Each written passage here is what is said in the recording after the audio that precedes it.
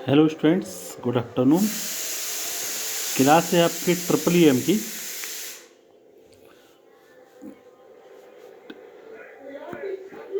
Electrical third same का subject है ये। इसमें हम पढ़ रहे थे स्पेशल पर्पज ऑफ मटेरियल्स, जिसमें लास्ट लेक्चर में हमने थर्मिस्टर, बैरिस्टर एंड सेंसिस्टर पढ़ा था। आज हम पढ़ेंगे स्ट्रक्चर मटेरियल, संरचनात्मक पदार्थ। संरचनात्मक पदार्थ वह क्या होते हैं? ढलवा लोहा यानी कास्ट आयरन, स्टील, टिम्बर, प्रकाश, रेनफोर्स कंक्रीट ऐसे पदार्थ हैं जो इन कार्यों के लिए प्रयुक्त होते हैं। कास्ट आयरन ऐसा पदार्थ है जिसे छोटी व मध्यम आमान यानी स्मॉल एवं मीडियम साइज को विद्युत मशीनों के ढांचे के लिए प्रयोग किया जाता है। कास्ट आयरन ऐसा पदार्थ है जिसका स्मॉल और मीडियम साइज के विद्युत मशीनों के ढांचों के लिए प्रयोग होता है। विद्युत मशीनों का आकार के लिए, कवर के लिए इसका प्रयोग किया जाता है। इस्पात का प्रयोग यानी स्टील का प्रयोग बड़ी मशीनों के स्वरचित ढांचों, फैब्रिकेट फ्रेम्स, ट्रांसफार्मर की टंकियां, संचार टावरों के स्वरचन तथा अन्य बहुत से कार्यों के लिए होता है। टिम्बर तथा रेनफोर्स कंक्रीट का प्रयोग ओवरहेड लाइंस के खंभों के लिए किया जाता है। तो संरचनात्मक मटेरियल्स में कास्ट आयरन है, स्टील है, टिम्बर, रेनफोर्स मटेरियल होते हैं जो कि इनके कार्य के लिए प्रयोग होते हैं। कास्ट आयरन एक ऐसा पदार्थ है जो स्मॉल या मीडियम साइज की विद्युत मशीनों के ढांचों के लिए प्रयोग किया जाता है। स्टील का प्रयोग बड़ी मशीनों के फैब्रिकेट फ्रेम्स, ट्रांसफार्मर की टंकियां, संचार टावरों के स्वरचन और अन्य बहुत से कार्यों के लिए होता है। जबकि टिम्बर और रेनफोर्स्ड कंक्रीट का प्रयोग ओवरहेड लाइंस के खंभों के लिए होता है। ये था स्ट्रक्चर मटेरियल। उसके बाद आता है प्रोटेक्टिव मटेरियल्स। प्रोटेक्टिव मटेरियल्स में आता है लेड यानी सीसा, लेड सीसा, स्टील टेप्स, वायर्स, स्ट्रिप्स, बिटुमन्स। तो सबसे पहले हम लेड की बात करेंगे। लेड कहाँ यूज होता है, यानी सीसा कहाँ प्रयोग किया जाता है? प्रोटेक्टिव मटेरियल्स है ये सीसा। सीसा मृदु, भारी तथा नीला सुरमई धातु है। यह अनेक रासायनिक क्रियाओं का रोधी है। पर नाइट्रिक एसिड, एसिटिक एसिड, चूने तथा सड़े हुए कार्बनिक पदार्थों से कोरेटेड होता है। क्या होता है? ये नाइट्रिक एसिड, एसिटिक एसिड और सोडे तथा सड़े हुए कार्बनिक पदार्थों से संक्षारित होता है, यानी कोर्ड होता है। शीशे की वैद्युत चालकता तांबे की चालकता की केवल 7.8% है। शीशे की वैद्युत चालकता जो है तांबे की चालकता की केवल 7.8% है। शीशा और उसके यौगिक यानी कंपाउंड्स विषैले होते हैं, टॉक्सिक होते हैं। चूंकि शीशा कमजोर होता है इसलिए वह उच्च तापमानों पर कंपन को सहन नहीं कर पाता।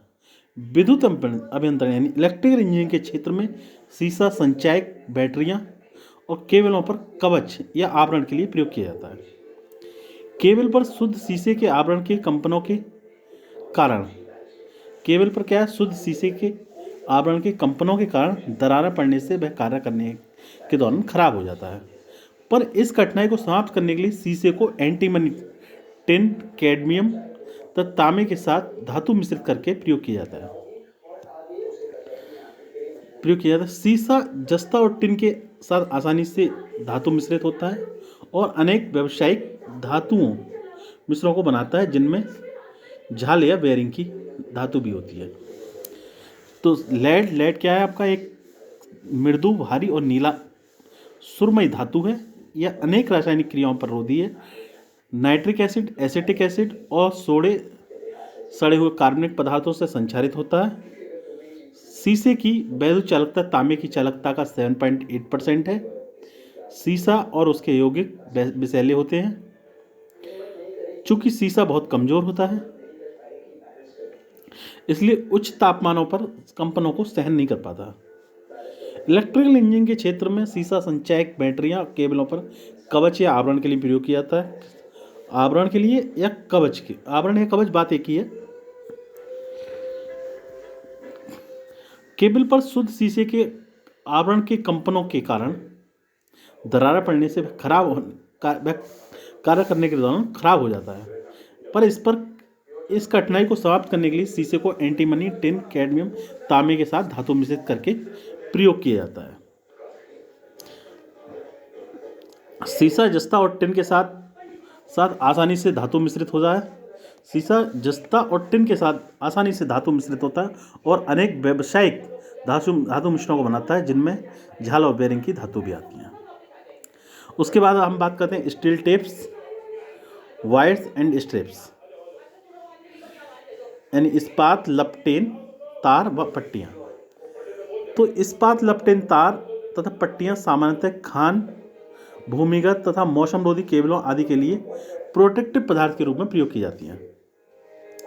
क्या? Steel tapes, wires and strips underground and मौसमरोधी केबलों आदि के लिए प्रोटेक्टिव पदार्थ के रूप में प्रयोग की जाती हैं। बिटुमन्स, यह संक्षारण के बचाव के लिए प्रयोग किया जाता है। बिटुमन्स किसके लिए प्रयोग किया जाता है? कोरोजन के लिए, कोरोजन से बचाव के लिए, जंग से बचाव के लिए बिटुमन्स का हम प्रयोग करते हैं। अदर मटेरियल्स की बात करें, थर्मोकपल मटेरियल्स। थर्मोकपल मटेरियल्स क्या होते हैं?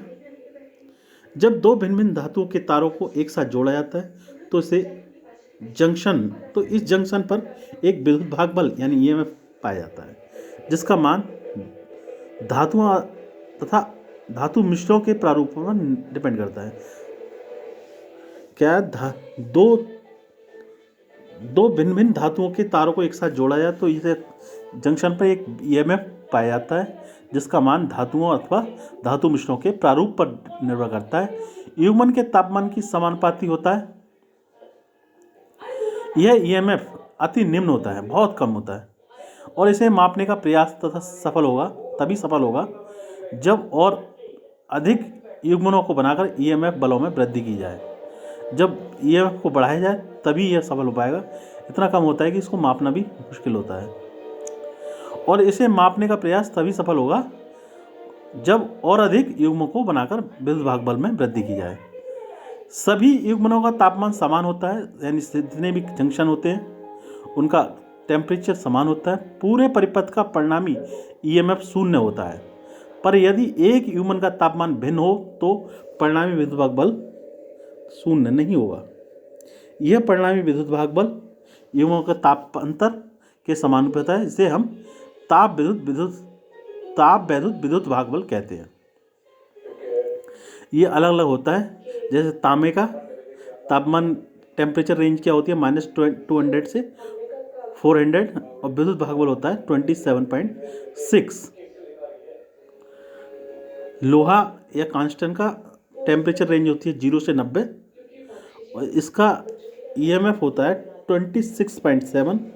निकिल 0 से 1000 डिग्री सेंटीग्रेड रेंज होती है टेम्परेचर की और ईएमएफ होता है इसका 10। प्लेटिनम या प्लेटिनम सोडियम की 500 से 1400 रेंज होती है टेम्परेचर रेंज और 4.5 ईएमएफ होता है। तो ये था आज की क्लास में कौन कौन से मटेरियल्स हम प्रोटेक्टिव मटेरियल्स हैं। कल हम बाई मेटल की बात करेंगे, बाई मेटल क्या होता है। Thank you class.